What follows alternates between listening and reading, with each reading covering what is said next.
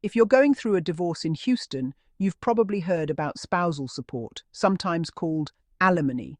But how do Houston courts actually decide who gets it and how much?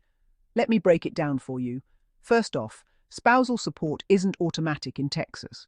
The court only awards it if the spouse seeking support can prove they really need it. The most common reasons? If you can't meet basic needs after divorce, or if you've been married for at least 10 years and tried hard to become self-supporting. There's also special consideration if there's been family violence or if you're caring for a child with a disability. But what do the judges actually look at?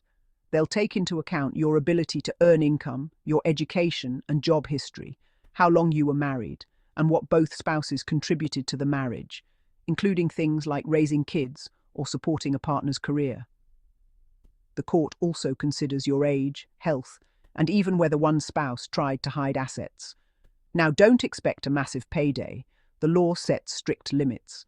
In Texas, spousal support usually can't exceed 20% of the paying spouse's monthly income, or $5,000, whichever is less. And it's not forever. Most orders have a set time limit based on your situation.